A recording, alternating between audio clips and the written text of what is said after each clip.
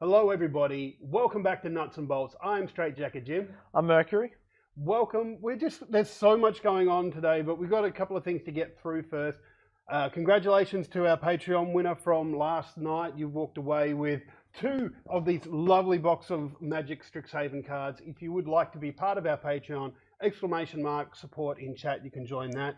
And we're happy to say, as announced last night as well, the prize for this month is two more boxes of these.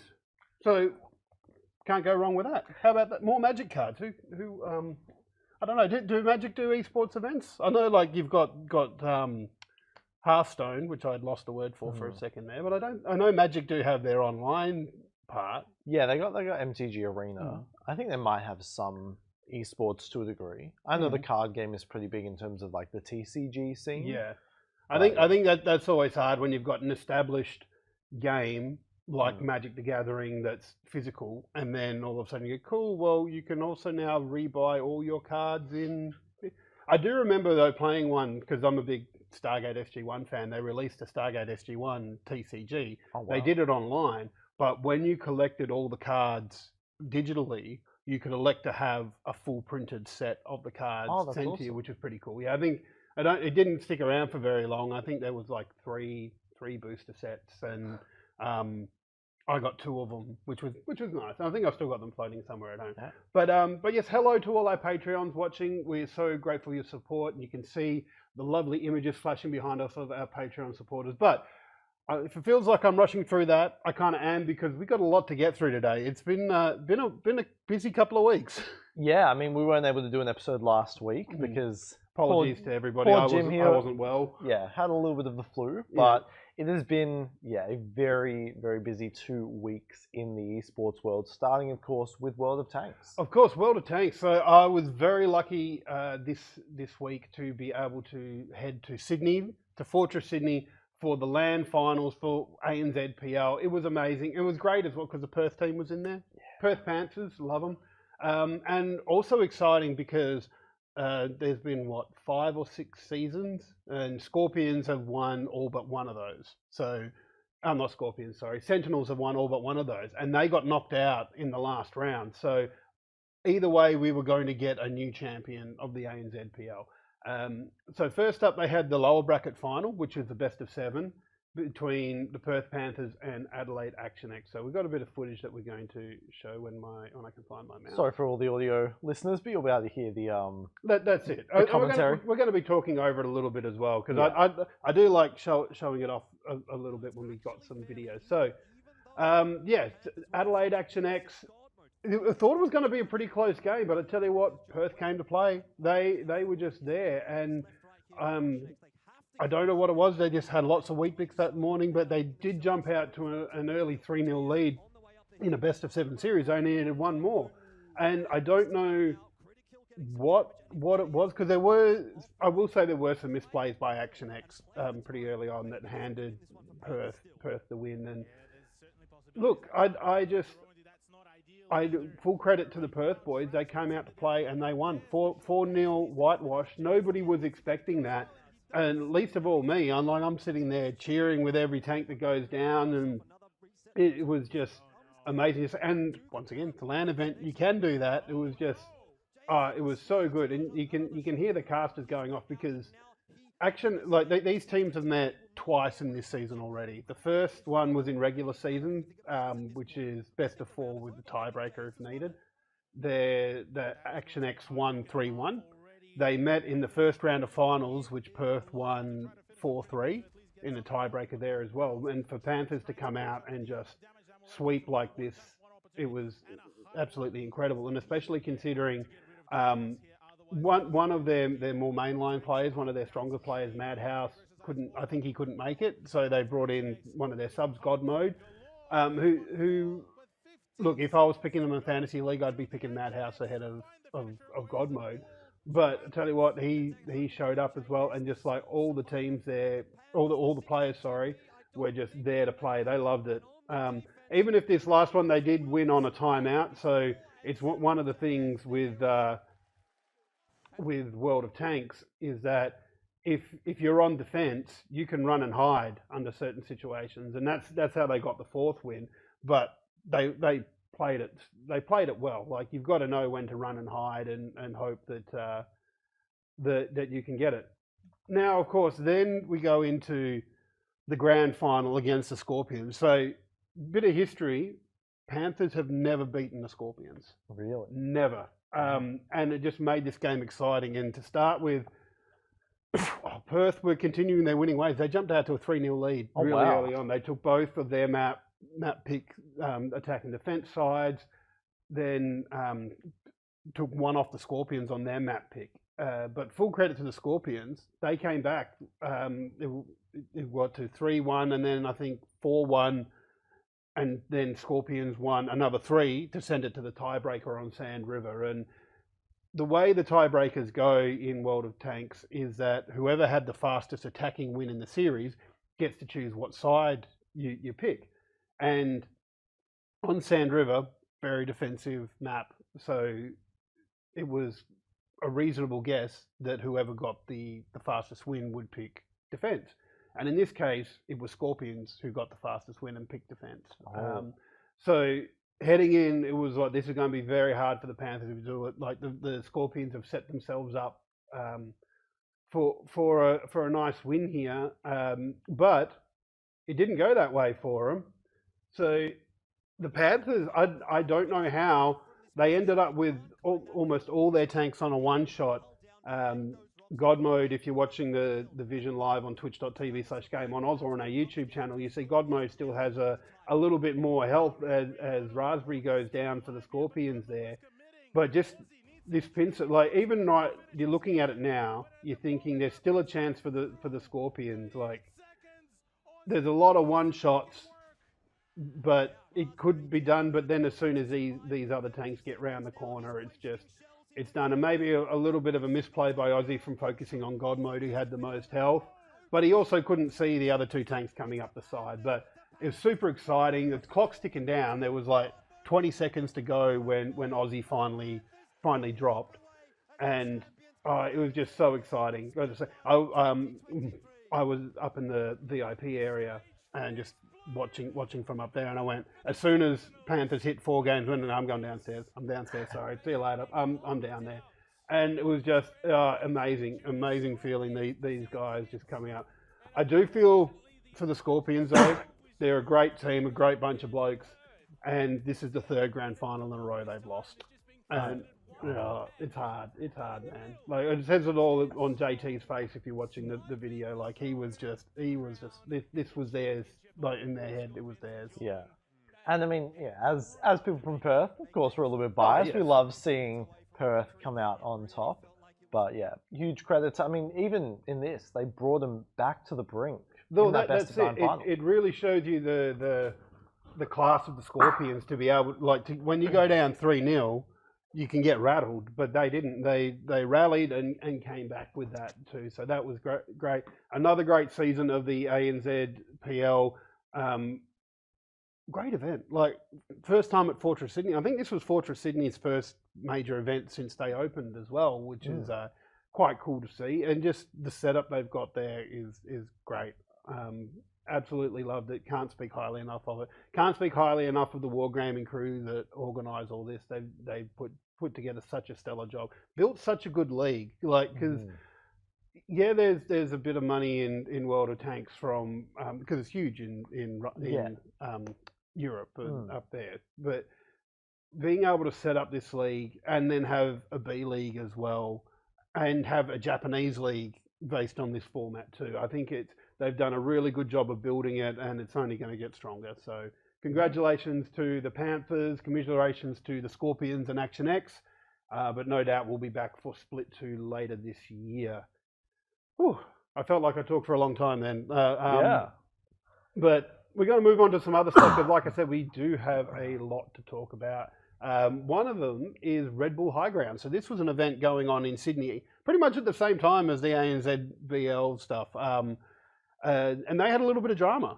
Yeah, I mean, they were on the news in the morning as well. I shout out to my grandmother who saw it on the news and was like, That guy's mustache was awesome. Talking about MacMade, of course. That makes sense now, because I had a message Yeah. from my mum and dad are currently on a driving tour through Australia. I think at the time they were in Katherine in the Northern Territory. And they send me a message, oh, we saw something about esports on the news. And I go, thanks, Mum, that's great. And then I go, well, that makes more sense now. If High Grounds was on the news, and that's probably what they saw, yeah. But yeah, it was Red Bull High Grounds Fortnite event in, I believe, Astor Casino in... Star Casino. Star Casino, yes, that's it, or yes. Star Event City, which I'm guessing is kind of different to the casino, because who wants to be associated with Star Casino? Yeah, it's in the same sort of venue area in the harbour of Sydney. Prize pool of $50,000, and congratulations to, I believe it's Jupiter, Volks and Oasis for taking home that first place prize pool. A little bit of, there was an evacuation in game number 1. Which is a little scary, especially on an event this size. And by the sound of it, there's not a lot of information coming out about it. And really, that's probably what you'd expect from an emergency. Because like if you tell people, oh, this happened or there was this threat, people start panicking. But if it's just an evacuation, then that's just, oh, let's just go outside and we'll do it. Yeah, we'll sort it out. Yeah, and there was a few people that said, you were saying MacMate did a video blog about it. I saw Nadette from esports, Snowball Esports, talking about it on Twitter as well, because she was out there. So it was, it was an interesting thing. But what I liked about this, and I didn't realize it until we started talking about it beforehand, but this was a 1 pro, 1 streamer, 1 amateur player contest. And I reckon that's pretty freaking cool. Yeah, it's such an interesting format because it brings together people you already know. If you're, streamers. I mean, I know who Oasis is. I've been playing Overwatch for years. Yeah. Bring that together with pro players and even people in the amateur scene, and getting them to work together for that championship is awesome. Yeah, and great to see that team of Jupiter, Oasis, and I forgot the third one, Volks coming through there. So we're going to skip through some results pretty quickly as well. Pokemon Unite. Yeah, ExoClan won the May UCS Championships, and together with February and April, that's 3 wins under their belt. Wow. Which means, I mean, at this point, I don't know the exact numbers, but they probably have enough points for the World Cup in Yokohama later this year. Probably just means they could rock up to an event and come middle of the pack, and they would still qualify. Yeah. So that's pretty dominating, though. If they're doing that, what are they going to do at the Worlds? Yeah, I mean, we'll have to see. World Cup, I believe, for all Pokemon games, so Trading Card, Pokemon Go, Pokemon Scarlet and Violet, and TCG. Yeah, and Pokemon Unite. That will be in Japan, I believe, in August. So we'll get more. That's news not far on away. That's only like two months away, because like tomorrow's June. Like, yeah, that's well. Sorry to ruin the magic for everybody. Today's June. Yeah. Yeah, all of those games will be coming to a culmination, I believe, in August. So we'll get more information as we get closer to that down the line. But that does sound amazing. I must admit, it's a game I want to kind of go back to, because like, yes, it's really monetized if you want to get decent Pokemon, but if you just want to play, they're nice, short, sharp games, and they're reasonably easy to understand. Yeah. So I don't know. Maybe I should boot it up on the Switch again a little bit and have a go at that. Next story in our results: Vitality take out Blast Paris Major, which is big. Yeah, it was the final major of Counter-Strike Global Offensive before CS2 comes later this year. Everyone pour one out for CSGO. Yeah. 10 years of majors finally culminating here in Paris. Vitality taking home the win. They 2-0'd Gamer Legion in the finals. They went 6-0 in the entire champion stage. Oh, shit. Yeah, very, very dominant performance. Even as it says in this article here by Desherto on screen, Navi, G2, and Furia, who are huge names, not only in esports, not only in CSGO, but esports as a whole, all missed playoffs. And so it was a very interesting bracket stage as a whole. And yeah, the finals, I didn't have the chance to watch it live because of the time zones, but an incredible performance from all the teams there, and incredible production across the board. Love to see it. Absolutely love to see it. Few, what's the word? Partnerships. That's the one. Just mental blank there to go through now. Kanga Esports has announced a partnership with RMIT to support the growth of the esports and provide opportunities for students interested in pursuing careers in esports. A little bit of an aside, at the World of Tanks event, I was talking to a couple of people that have come down from Newcastle that is involved in their esports program, and it was really interesting to talk to them because I haven't had a chance to really pick people's brains about how all that stuff works. And like talking to them, they've got like 5 different games, and so they don't run leagues themselves. They support the teams that go into leagues too, which is I thought was really cool. Having a chat with them about what they do and how they do it, which is amazing. But yeah, so that's and we talked about it a couple of weeks ago as well about how those grassroots pathways are really important. So amazing to see Kanga working with RMIT to build those pathways. Yeah, absolutely. Our next partnership on the board, San Francisco Shock partnered with the Academy of Art. San Francisco Shock is obviously owned by NRG Esports, and they are in the Overwatch League. And according to the social media manager on Twitter for the Shock, this partnership will mean a fully furnished apartment-style housing in the heart of San Francisco for the players, and I presume that includes the coaching staff as well, as well as a state-of-the-art facility. That's huge. Like when you showed me this announcement, I went, cool, partnering with an art college type Academy of Art. It's like, yeah, cool, that'll get them some money. And then it said they get a gamer house. It's like, wow, that is huge. Like anybody will tell you that teams play better together when they're living together and working together in an environment. Even if they're not living together, like if they're living locally, but if they've got a place they can go to chat about stuff, because digital can't replace in real person stuff. So it's great to see that happening. And it also brings, it also takes a bit of the financial burden off of NRG, which is the parent company of San Francisco Shock, at a time where they really need to, because they just bought Counter Logic Gaming's LCS slot a few weeks ago. So there's a fair amount of money that has to go into that, purchasing that franchise. Or there may not be, but we'll get to that a bit later. Got some big news that's been flowing around there, and a bit why we're kind of pushing through these stories a little bit, because there is big LCS news. Sometimes foreshadowing can be obvious. Yeah, exactly.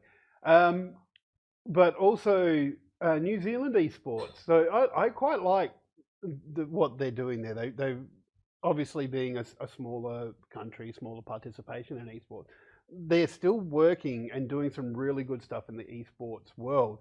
And they have announced the NZ Esports Scholarship to help top gamers and get fully funded scholarship for online study and get global certification. So why this is important is because not everybody is going to become a top esports player. Players in Australia get paid peanuts compared to players overseas, and players in New Zealand are the same. So by doing this, they're letting their players get a qualification at the same time, and at the end of it, you come out of it and go, cool, well, at least I've got something to fall back on. And I think that's hugely important.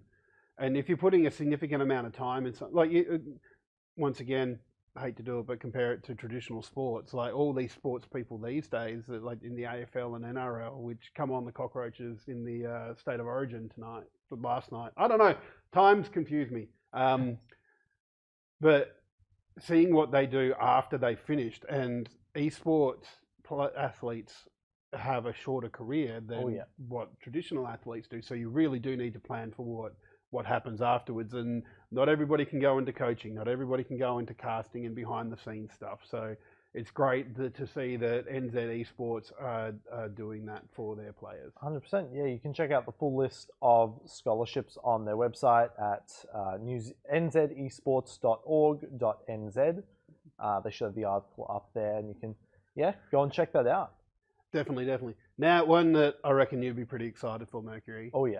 More information around the VCT Masters Tokyo Valorant action, right up your alley. Oh yeah, right up my alley. I've been excited for this for a few months now, but VCT Masters Tokyo is just around the corner, beginning on the 11th of June.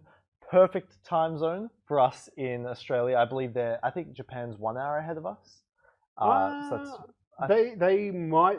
I think technically they're in the same time zone, but they might have daylight savings because they're in the northern hemisphere. Yeah, but very excited for it. A record-setting prize pool for this event of $1 million US, double elimination bracket. I'm so incredibly excited. It's going to take place over 2 weeks of competition with teams from all around the world. And we can run through those teams right now. EMEA, which is Europe, Middle East, and Africa, they get 4 teams because Fnatic won the lock-in tournament earlier this year. So those teams are Fnatic, Na'Vi, Team Liquid, and Foot Esports, which I believe are from Turkey. The Americas have 3 teams: Loud, Evil Geniuses, and NRG. Obviously, Loud being in the lock-in finals earlier this year. NRG, I believe they won. They definitely have been mainstays in international finals recently. Pacific, they're sending DRX, the team, the organization that won the World Championship for League of Legends last year, formerly Vision Strikers back in the day. They're the 2nd seed because the 1st seed is Paper Rex, who reverse swept 3-2 in the grand finals. It was an incredible watch. I recommend everyone check that out if you can. You love to see it, unless you're a fan of the team that gets swept. Yeah, 100%. And T1 will be that 3rd seed. I'm just going to say I'm a little bit biased. Please support Pacific because we are part of Pacific and I always love seeing them succeed. And then out of China, there will be 2 teams, Attacking Soul Esports and EDG. Nice. So that sounds like huge stuff coming up. When does that start? Do we? The 11th of June. Wow. So that's a couple of weeks away. Yeah. Not too far now. Cannot wait. So now we're going to get into some league news. So you may have heard us alluding there's some big news in the LCS, but we're not there just yet. We're almost there, but because like I said, we missed last week because I wasn't well. But we did miss to say that JDG are the MSI 2023 champions. Yeah, an incredibly dominant performance from them, going through the entirety of that upper bracket. They took down the likes of T1 before fighting against their fellow LPL team in Bilibili Gaming in the grand finals, taking them down 3-1. It was the first time in international history we've had an LPL versus LPL finals. Wow. We've never had that before. It's always been LPL versus Europe, LPL versus Korea. We've never had the chance to see it, and yeah, an incredibly dominant performance from them. Ruler, one of my favorite players of all time, went from Gen.G in Korea last year all the way over to JDG and had an incredible tournament across the board. Shout out to Knight, the mid laner for JDG, who it was his 23rd birthday for the finals, and he won the MVP. That's a pretty good birthday present. Oh yeah, he got the finals MVP as well, and yeah, the entire roster of 369 of Missing, they all looked absolutely incredible in the finals and in the upper bracket finals as well. And commiserations to Bilibili, to T1 and Gen.G who were in that finals weekend. But yeah, excited to see what JDG can do next split. They are the only team now who have the chance for the Golden Road, which is the winners of Split 1, MSI, the winners of Split 2, and Worlds. It's never happened before. RNG got close in 2018, and they fell in the Worlds quarterfinals, but they won everything before that. G2 the following year, who beat RNG, ironically enough, they won Split 1, MSI, Split 2, and got to the World's Finals. So it's never happened before. But I'm so excited to see if they can do it. Still a hard road ahead of them. They've still got to get through Split 2 of their LPL and then into the Worlds as well. So, but look, it'd be a huge feat if they could get onto it. Yeah, absolutely. And Split 2, now that you mentioned it as well, is underway in the LPL. It's a start of, how can it, like they've only just won MSI and now they got to play again. They started 2 days ago, I think, and they're already off to the races with their best of 3 regular season. The LCO, of course, for us here in Oceania, will start on the 5th, I believe, with LEC, the European League, starting, I believe, on the 17th. I believe it's on the, Hang on, let me bring it up. The 17th of June, and the LCK in Korea starting on the 7th. We'll get to LCS, who were supposed to begin on this Thursday, but we'll talk about that in a little bit. Yeah, because there's a bit going on there. But before we get to that, let's have a bit of chat about the LCO. Yeah. So we chatted in depth before about the format for Split 1 of LCO and how they needed to do something, but didn't think that what they've done was right. It didn't quite fit it because there was still chances for someone that finished 8th in the round robin to get through the group stage and end up in playoffs. And really, it shouldn't be that easy for them. Yeah, obviously a bit of an elephant in the room with Peace, whose spot, as we covered last episode, has been taken over by Vertex. I wouldn't call it as an elephant in a room or a bull in a china shop, really, but yeah, it was not pretty. And it's honestly, after what they did, I'm kind of happy to see them gone. But so I think LCO have heard some feedback about how Split 1 went, and they've changed things up. So still got the 6 teams with Vertex coming into Peace. 8 teams. Oh, sorry, 8 teams. 8 teams. And there'll be a single round robin with a best of 2. So this does mean that there's a chance for draws in the league, which I'm not a big fan of, but I think it suits what the LCO is going for. Yeah, it's a step in the right direction. So as we see here on the article posted by the LCO, teams will be awarded points based on the number of games won per match. If you win 2-0, you get 3 points. If it's a 1-1 draw, each team will get 1 point. And if you lose 0-2, you'll get 0 points. Yeah. So the best of 2 round robin will be followed by a 6-team double elimination. So the bottom 2 teams will not get in to the playoffs. Seeds 5 and 6 will begin in the lower bracket, with seeds 1 and 4 and 2 and 3 facing off in the upper bracket, and moving on to the rest of the playoffs. A very quick turnaround time, as we see here in the graphic, and for those at home, the grand finals will be on the 30th of July. Yeah, so that's 2 months. That's you're right, it is pretty quick. And I guess because they've taken up that group stage, so and it means we go straight from round robin into I'll get the word soon, into playoffs. So it's and there is real threat there, because if you finish 5th or 6th, then that you lose the position, you're out, you're gone straight away. And even 5th and 6th, sorry, 7th and 8th. I don't know why I'm stuck with thinking there's 6 teams in the LCO. There's 8 teams, damn it. So yeah, finishing 7th or 8th means you're straight out the back door. Even 5th and 6th means you start in the lower bracket, which also means that you're in more danger of being knocked out. So it's it's going to be interesting. And of course, at the end of this, both teams that make it to the grand final will get to go to PCS playoffs to see, maybe get the chance to go to Worlds.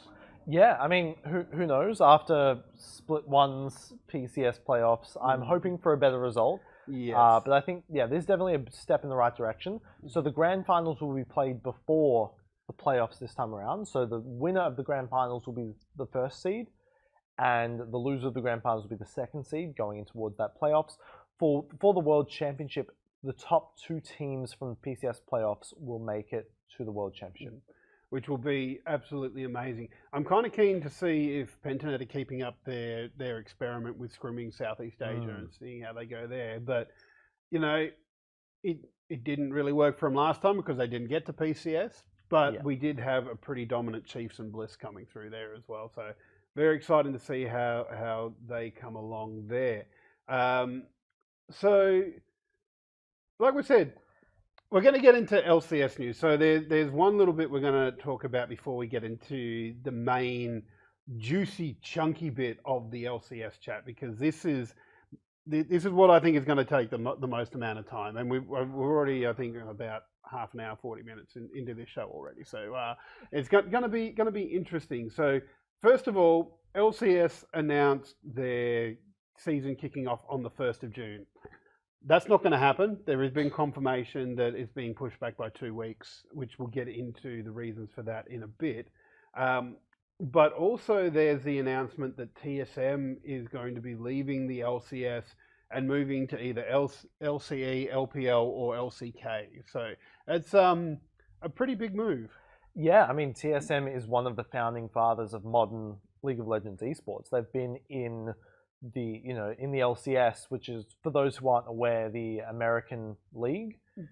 They've been in that for 10 years now. They have won 7 titles. I believe they had 12 straight finals appearances for quite a number of years, and then began to fall off.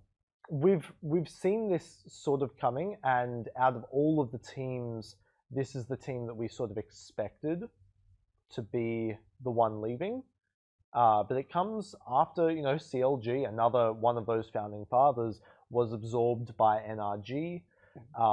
But yeah, they will be leaving to either the LEC, the LPL, or the LCK, so the European, Chinese, or Korean leagues, stating that they are moving there with a desire to win a world championship.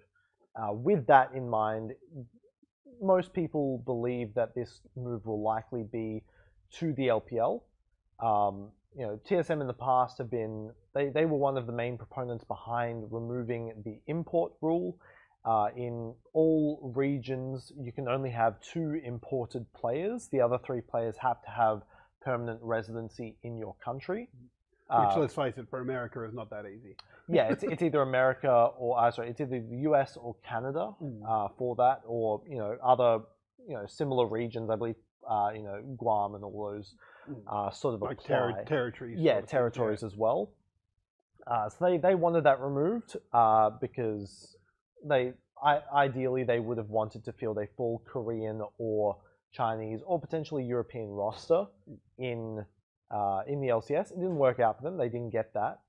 TSM also had a name deal with FTX for a while before, obviously, FTX went under, which gave them a fair amount of money to work with, but they squandered a fair amount of it. Obviously, the big deal coming out of it recently, a few years ago now, was the acquisition of Chinese support player Sword Art for $6 million for a 2-year contract. Wow. Which was blinding, especially considering they didn't even go to Worlds, I believe.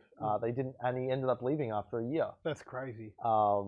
That's just mercenary then. Like, you throw that much money at people, they're going to come, and especially with the nature of league and esports contracts in general. Generally, they only go for a year, and you throw that much money at someone, and you go, cool, well, I don't really like it here, but I couldn't say no to the money, so now I'm going home again. Yeah. Bye.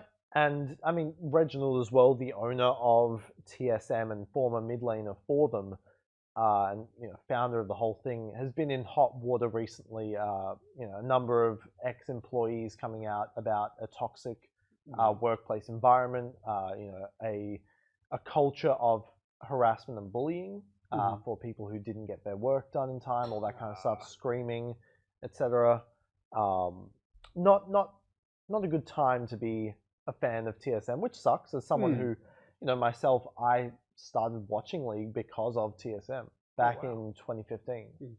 Yeah, it's an interesting thing, and like they say that they're moving because they want to win worlds, but what they really mean is they're moving because they can't get the players that they want here. So, well, in NA, so they're moving their whole team to another league so that they can try and pick up better players. But it will be interesting to see how well that goes, because while they've got better players there, they've got better standard of leagues there.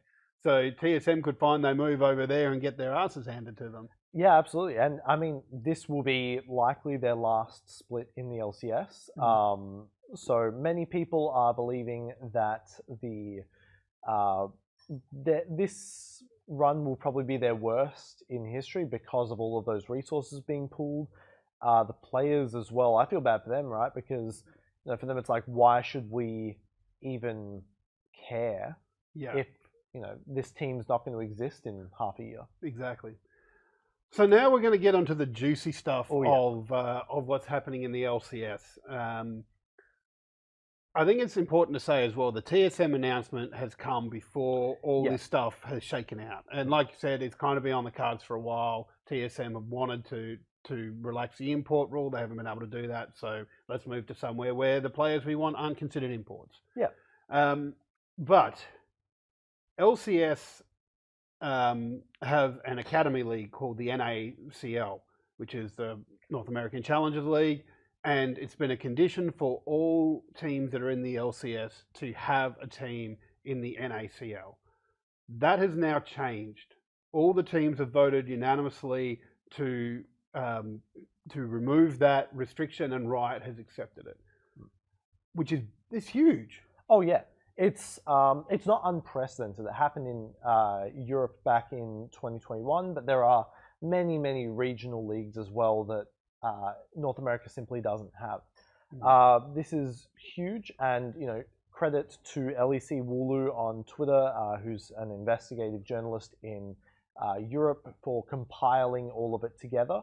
But essentially, every one of the teams essentially voted yes to the removal of the requirement of having an academy league. Many of them citing it would give them greater operational and financial flexibility. There are 3 teams remaining: FlyQuest Academy, Evil Geniuses Academy, and Team Liquid Academy, with Steve, the owner of Team Liquid, essentially saying in the announcement video, we voted yes because if all these teams are failing, that ultimately is bad for the league as a whole. So if they don't want to field a roster and they don't have the resources to do so, we're not going to hinder them further by doing so, but we are going to be staying here. And Team Liquid has been for years one of the best orgs for growth from the academy scene. Their support player called JJ, who is originally from Korea but moved to North America for a little bit, went back to Korea, won a world championship, and then went to Team Liquid, has been one of the main proponents of an off-season scouting grounds, unofficially. But yeah, they've been in a number of the official scouting grounds as well. Yeah. This, of course, has not played well with the LCS Player Association. They've estimated that it could cost approximately 70 jobs, and they've criticised Riot for making contradictory statements and rushing into the decision without proper planning and prior notice. This I kind of get, because we're halfway through a split, halfway through a year, getting ready to go into split 2, and you suddenly said, oh, NACL, you don't need to play in that anymore. Though the players on those teams have suddenly lost their employment, and not to talk about the coaching staff and everybody else around them as well. Yeah, absolutely.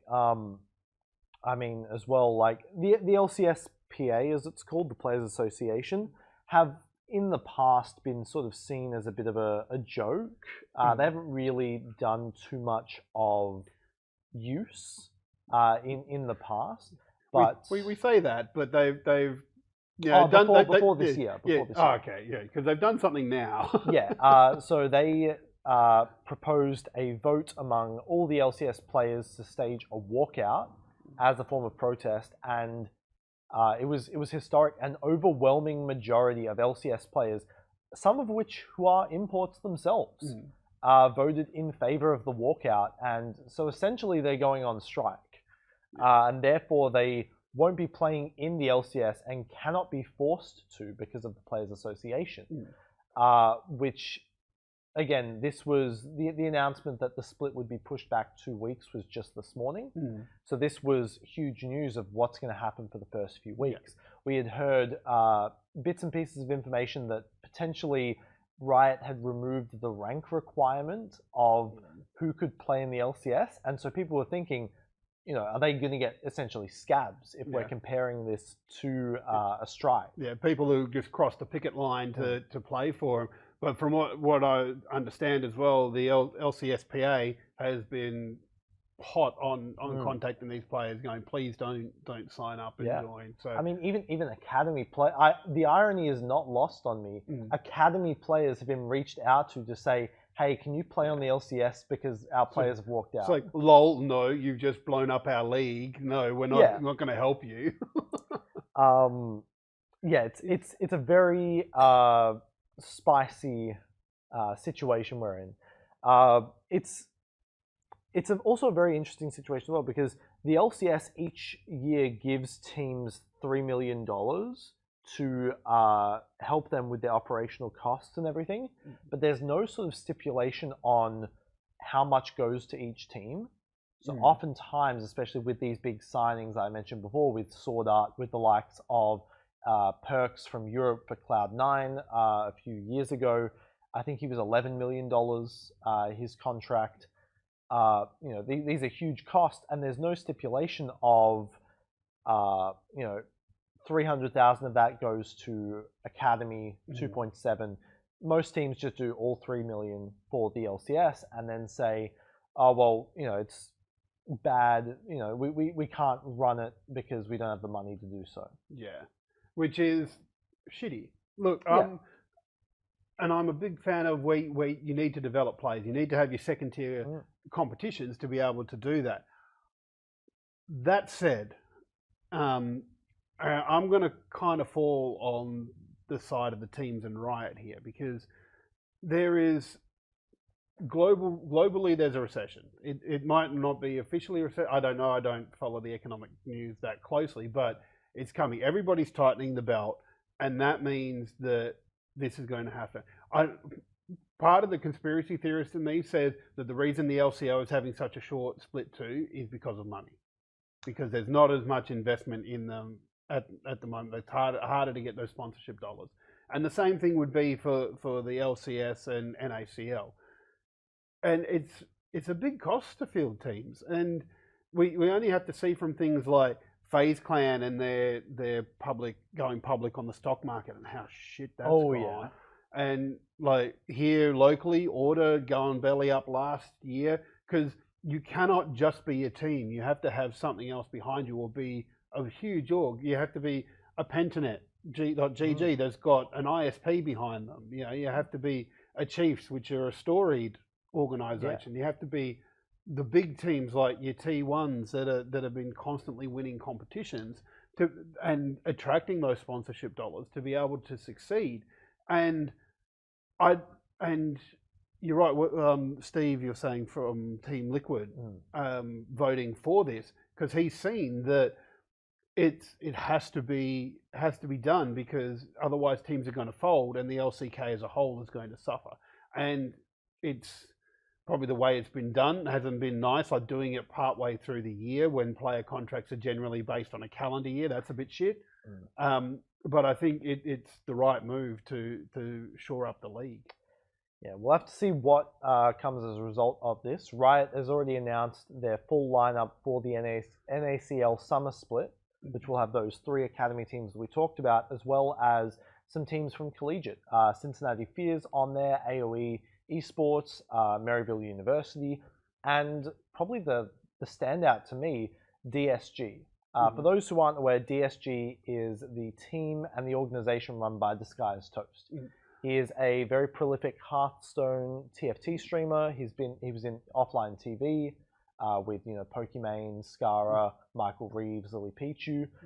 Big creator group there. He created an esports org that until just now was just in Valorant. They had a pretty good tier 2 Valorant team. And he has come along and purchased an NACL spot. And sort of going further into this, we can talk about what I think is probably the next wave of teams that are going to do well. Like you're mentioning, teams that have a backing behind them, influencer teams. Mr. Beast, who we all probably know, one of the biggest YouTubers in the world. Last year at the World Championships, they had him on the analyst desk before the finals. And he straight up said, yeah, I'm going to buy an LCS team within the next few years. He wants to be there. Moist Critical, who is another pretty big YouTuber and streamer, has made his own esports team in recent years, Moist Esports. Sorry for constantly saying moist because it's a moist. bit of a word, but too bad. We'll say it. Yeah, he has his own esports team called Moist Esports. They are pretty good in Rocket League. They won the major last year, I believe. And recently they've branched out into Valorant. Ludwig, who is another huge streamer, one of the top subbed streamers of all time after Kai Cenat now, he became a co-owner of Moist Esports and essentially created an offshoot of it for Valorant. And they compete in Tier 2 Valorant, and they're doing really well. They're a few games away from the franchise league, and Disguised Toast on Twitter straight after this announcement just called out other big streamers and influencers that this is the time for them. Look, my concern with all that though is that on the outside looking in, they still look like bad investments. And the only way you're going to get this working is by people like Disguised Toast, like Mr. Beast, coming in and not being too worried about losing money on it, which is still not a good investment. It's still bad business, and it still means the league is not sustainable. Yeah. And even when, like, I don't know how much a spot in these leagues cost, but I imagine it's a pretty penny. In the LCS, a franchise spot is about 10 million. And that's not the Academy League though. That's just the main stage. And is that a yearly fee or is that That's a one-time franchise spot. Yeah. But even still, then we're saying that Riot are giving $3 million back to the teams every year. Yeah. So that to me is not good business, and it's saying to me that these leagues are just not sustainable, and it's a hard thing to say.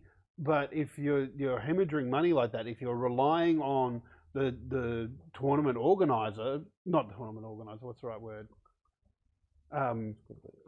If you're relying on, I'll get the word, I've forgotten it. Owner in Riot having to bail teams out, that's huge. Like they should not have to do that. And I get that you want to get a foothold in somewhere, and like you see it once again in traditional sports, the AFL make a loss on teams like the Gold Coast and GWS because that's where they want to go. Tasmanian team will be the same, but it's they just get one. And a similar thing happened years ago with rugby union when the local Perth team, Western Force, was going to get shut down, and a mining magnate went, I love my rugby union, I want this team here. So he's just stumped up God knows how much money to help keep it going. And seeing the same thing happen with Mr. Beast and Disguised Toast, I don't think that's the right way of doing it. I think that there's still going to be issues, and it might be a quick fix because you've got people that are passionate about it, that want the thing to succeed, but that doesn't mean it's going to succeed. Yeah, I mean, it's sort of become a realization to a lot of people around the world, something that we've sort of known for a while. Esports isn't really sustainable until it has, like NBA levels of personal branding as well. I highly doubt that we will see, huge, even in breaking even across the board here. But Ludwig, in the video where he announced that he was going to be joining Moist Esports as a co-owner, pointed to those heavy operational costs and the low revenue generation of a lot of esports team. And he stated that those creator-backed teams are likely to be the future because the owners, like you said, are passionate about these games, and they can funnel in their own money, from streaming, from all their subscribers, etc., into that. And he pointed to his team, Moist Moguls, in Valorant. They have the highest viewership of any Tier 2 Valorant team, and that's not even including his co-streams of the games. Ebai, who is the largest Spanish streamer in the world and one of the largest streamers in general, because the Spanish viewership in Twitch is absolutely huge. He owns the esports team Koi, who now operate in the LEC. Yeah, look, it's not an easy thing, and me with all my years of not financial knowledge, it's hard to see and understand as the average person on the street why this is happening like this. But if it's obvious to us that it's not sustainable, something needs to be done about it. And like you try and take cues from traditional sports. That's not going to really work here because in terms of sponsorship dollars for traditional sports, TV deals are huge. Oh yeah, it's ridiculously huge. And when you're talking about ticket sales to games every week, you don't have that in esports because regular seasons are generally played online. Yeah, for the LCS they have tickets. They've in person event. Like it's all it's called offline because it's on the server in front of a stadium. But like there isn't that for Academy. Yeah, but it's still just it's gonna get messy, and it's just gonna get messier as well. Like with Riot saying the season's gonna start in 2 weeks, that's them just backing in and saying this is going to happen, get with it or get lost pretty much. And this is kind of what worries me a bit when a corporation owns what you're playing. Like if you set up a sporting league, your association controls the rules that you play under, but there's still an association that's there, and generally they're not for profit, and they're not concerned with making money. But Riot are there because they want to make money out of the game, and they fund these big events because it's glamorous, it shows off the game at its best, and encourages new players to come in. So for them, like that's a financial investment for them. Yeah. But I don't know how you make money off of it, like and it gets back a little bit to like the .com boom of the 90s, and this one I'm going to put on my old man hat here because way before my time. Yeah, but when the internet started getting big and people went, oh cool, we can like transition our ads from print to online, they realized that they couldn't charge as much for online ads as what they could for print ads. And it's still the same today because people get stuff like ad blockers and things like that. So being able to put your advert in somewhere for a team or for a league itself, because that's the other thing. Like I know we get a little bit here, like the LCO has Dare that sponsors them. The ANZPL has HyperX headsets that sponsor them.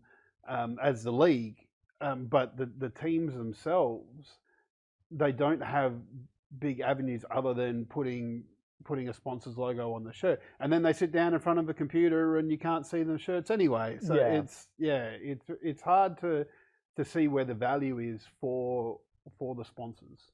Yeah, one thing I hope to see, we need and this is my personal something that I think will ultimately increase the brand recognition of a lot of things. Players need to work on their own personal branding as well. Yeah. I think that should be, honestly, I think it should be a bit of a requirement because not only does it help them out, it helps out the org as well. Oh, for sure. You look to North America and you see the likes of Jojo Pyun, who is a North American talent who rose up quite quickly. Big personality, brought a lot of his own fans because of that. You look at Fudge, who's now on Cloud9 from Australia originally, same sort of thing, has that personality and that brand behind him.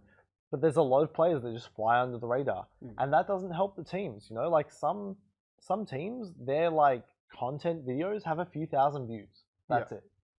It doesn't do much to help the brand or the sponsors that have, that content is sponsored by. And that doesn't help the case either. I also think as well, like I think it's hard to be invested as a player in a team if you're only there for a few years. Yeah, well, not even that. If you're only going to be there for a year, like I'm looking at a lot of the LCO lineups, and that's very different to the way it happens in NA and Europe and the Asian regions. But if you're like the Pentanet lineup that went to MSI, like four of them are on Direwolves now, but that disappeared for a while, and so many of them just switched teams. Like half of Bliss came from Kanga last year. It's if you're only offering 1-year contracts and then you're chopping and changing so much, you can't get buy-in from the players. You need to find a way to have multiple year contracts. Yeah, you need to commit to the long-term growth and development of a roster. Yeah. And I think that's something that a lot of teams are scared to do. But ultimately, I think that's what's hurting them is that lack of that hesitation, that cautiousness of like, oh, are we really going to sign these players for 2 years? Are we going to sign them for more? Because like there are players that have like 3 year contracts and for teams, and that does really well. Sometimes those players who have those 3 year contracts get sold off to another team. It just means they can't leave on their own and go to another team. They have to get sold off. Yeah, which is also fine as well. But yeah, if you're going to get more buy-in from the players for them to create content for an org and build their profile as a brand, you need to start offering them multiple year contracts and get them buying into that league and that team, because otherwise they're going to walk and we see it happening all the time already, and it's a little bit sad to see it. And just eventually, like, I think if we're not careful in non-Asian regions in particular, we'll see what's happening in the LCS happening everywhere.